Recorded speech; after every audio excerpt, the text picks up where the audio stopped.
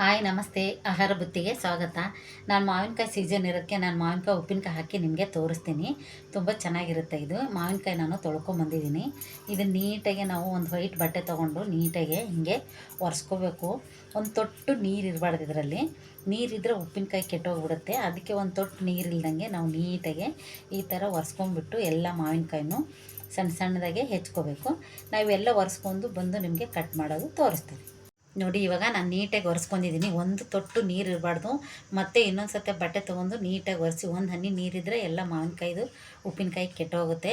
ಅದಕ್ಕೆ ನೀಟಾಗಿ ಒರೆಸ್ಬಿಟ್ಟು ನೀವು ಇದನ್ನು ಉಪ್ಪಿನಕಾಯಿಗೆ ಕಟ್ ಮಾಡ್ಬೋದು.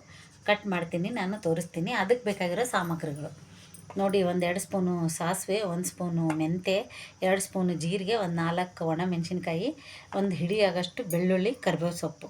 ಈ ಜೀರಿಗೆನೂ ಸ್ವಲ್ಪ ಹುರ್ಕೊಂಡ್ಬಿಟ್ಟು ನಾನು 3 ಇದೆಲ್ಲ ಹುರಿದಿಟ್ಟಿದ್ದೀನಿ. 3 ಹುರಿದ್ಬಿಟ್ಟು ನಾವು ಮಿಕ್ಸಿಗೆ ಹಾಕ್ಕೊಂಡು ಬರೋಣ. ಇವಾಗ ನಾನು ಇದನ್ನು ಮಾವಿನಕಾಯಿ ಕಟ್ ಮಾಡೋದು ತೋರಿಸ್ತೀನಿ. ನೋಡಿ, ಈ ಥರ ಮಾವಿನಕಾಯಿ ತೊಗೊಂಡು ತೆಗೆದುಬಿಟ್ಟು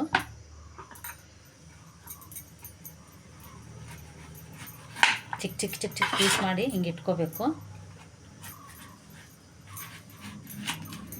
ನೋಡಿ, ಈ ಥರ ಇಟ್ಕೊಂಡು ನಾವು ನಮಗೆ ಎಷ್ಟು ದಪ್ಪ ಬೇಕು, ನಿಮ್ಗೆ ಚಿಕ್ಕದು ಬೇಕಾದ್ರೆ ಚಿಕ್ಕದು ಮಾಡ್ಕೊಳ್ಳಿ, ದಪ್ಪ ಬೇಕಾದ್ರೆ ದಪ್ಪದು ಮಾಡ್ಕೊಳ್ಳಿ. ನಾನು ಎಷ್ಟು ಸಾಕು ಅಂತ ಇಷ್ಟಿಷ್ಟು ಮಾಡ್ತಾಯಿದ್ದೀನಿ. ನೋಡಿ, ಇಷ್ಟು ದಪ್ಪ ನಾವು ಕಟ್ ಮಾಡ್ಕೊಂಡು,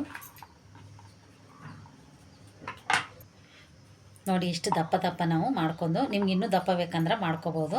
ನಾನು ಇಷ್ಟು ಸಾಕು ಅಂತ ನಾನು ಮಾಡ್ತಾಯಿದ್ದೀನಿ. ಫುಲ್ ಮಾವಿನಕಾಯಿ ಎಲ್ಲ ನಾನು ಕಟ್ ಮಾಡ್ಕೊಂಬರ್ತೀನಿ, ಬನ್ನಿ. ನೋಡಿ, ಈ ಥರ ನಾವು ಸಣ್ಣ ಸಣ್ಣದಾಗೆ ಕಟ್ ಮಾಡ್ಕೋಬೇಕು.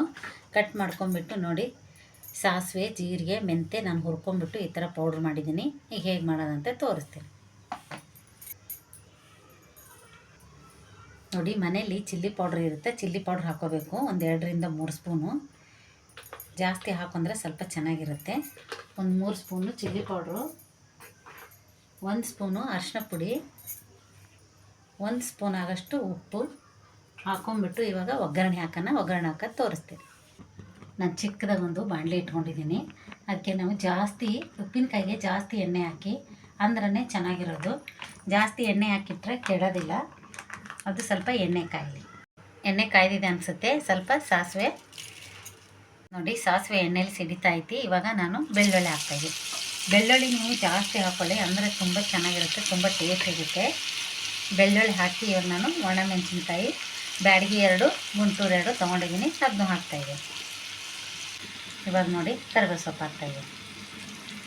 ಕರಿಬೇವು ಸೊಪ್ಪು ಹಾಕಿಬಿಟ್ಟು ಸ್ವಲ್ಪ ಎಣ್ಣೆಯಲ್ಲಿ ಅದನ್ನು ನೀಟಾಗಿ ಸ್ವಲ್ಪ ಕರಿಯವರೆಗೂ ನಾವು ಇದನ್ನು ಇಡಬೇಕು.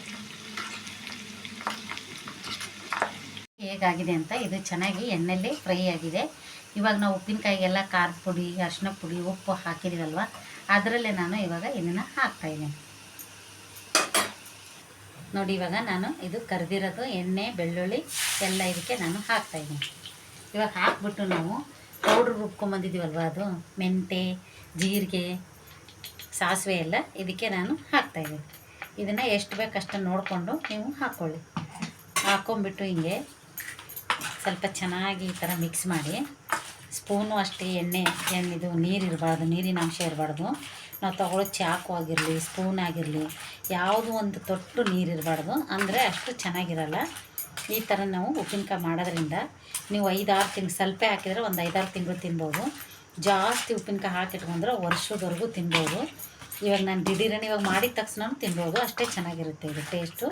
ನೀವು ಒಂದು ಸತಿ ಇದನ್ನು ಮಾಡಿ ಟ್ರೈ ಮಾಡಿ ನೋಡಿ ಹೇಗಿದೆ ಅಂತ ನಿಮಗೆ ಗೊತ್ತಾಗುತ್ತೆ. ಇದಕ್ಕೆ ನಾನು ಇನ್ನೊಂದು ಸ್ವಲ್ಪ ಉಪ್ಪು ಹಾಕ್ತೀನಿ. ಉಪ್ಪು ಕಡಿಮೆ ಆಗಿದೆ ಅನಿಸುತ್ತೆ ಇದಕ್ಕೆ, ಯಾಕಂದರೆ ಸ್ವಲ್ಪ ಉಪ್ಪು ಜಾಸ್ತಿ ಆಗಬೇಕು. ಉಪ್ಪು ಎಣ್ಣೆ ಹಾಕಿದ್ರೇ ಇದು ಉಪ್ಪಿನಕಾಯಿ ಚೆನ್ನಾಗಿರೋದು. ನೋಡಿ ಎಷ್ಟು ಚೆನ್ನಾಗಿ ಕಲರ್ ಬಂತು ಅಂತ ನಿಮಗೆ ಗೊತ್ತಾಗುತ್ತೆ. ಎಣ್ಣೆನೂ ನೋಡಿ ಎಷ್ಟಿದೆ ಅಂತ. ಇದನ್ನು ಇವತ್ತು ಇದೇ ಪ್ಲೇಟಲ್ಲೇ ನಾನು ಒಂದಿನ ನೈಟು ಇಟ್ಬಿಡಬೇಕು. ಇಟ್ಬಿಟ್ಟು ನೀವು ಗಾಜಿನ ಬಾಟ್ಲಿ ಆಗಲಿ, ಪ್ಲಾಸ್ಟಿಕ್ ಡಬ್ಬಿ ಆಗಲಿ, ಅದರಲ್ಲೇ ನೀವು ಸ್ಟೋರ್ ಮಾಡಿ ಇಟ್ಕೊಳ್ಳಿ. ಅಷ್ಟು ಚೆನ್ನಾಗಿರುತ್ತೆ ಇದು ಉಪ್ಪಿನಕಾಯಿ. ನೀವು ಒಂದು ಸತಿ ಈ ಥರ ಮಾಡಿ ನೋಡಿ, ನೀವು ಹೆಂಗೆ ಟೇಸ್ಟ್ ಇರುತ್ತಂತೆ ನೋಡಿ, ಸಖತ್ತಾಗಿರುತ್ತೆ. ರೆಡಿಯಾಗಿದೆ. ಇದನ್ನು ನಾನು ಹಾಗೆ ಮುಚ್ಚಿಟ್ಬಿಟ್ಟು ನಾಳೆ ಬೆಳಗ್ಗೆ ನಾನು ಡಬ್ಬಿಗೆ ಹಾಕ್ಕೊತೀನಿ. ನೀವು ಅದೇ ಥರ ಎಲ್ಲ ರೆಡಿ ಮಾಡಿಕೊಂಡು ಈ ಥರ ಮಾಡಿ ಬೆಳಗ್ಗೆ ಹಾಕ್ಕೊಂಡು ನೀವು ಬಾಕ್ಸಿಗೆ ತುಂಬ್ಕೊಂಬಿಡ್ಬೋದು. ಈ ಉಪ್ಪಿನಕಾಯಿ ನಿಮಗೆ ಮಾಡೋದು ಏನು ಈಜಿನೇ ಇದು, ತುಂಬ ಒಂದು 5-10 ನಿಮಿಷದಲ್ಲೇ ಆಗೋಗುತ್ತೆ. ಆ ಥರ ನೀವು ಮಾಡ್ಕೋಬೋದು. ನೋಡಿ ಹೇಗಾಗಿದೆ ಅಂತ, ಕಲರ್ ಎಷ್ಟು ಚೆನ್ನಾಗಿ ಕಾಣ್ತೈತಿ, ಸೂಪರಾಗಿದೆ. ಈ ಉಪ್ಪಿನಕಾಯಿ ಮಾಡೋದು ನಿಮ್ಗೆ ಇಷ್ಟ ಆದಲ್ಲಿ ಲೈಕ್ ಮಾಡಿ, ಶೇರ್ ಮಾಡಿ, ಸಬ್ಸ್ಕ್ರೈಬ್ ಮಾಡಿ. ನಮಸ್ತೆ.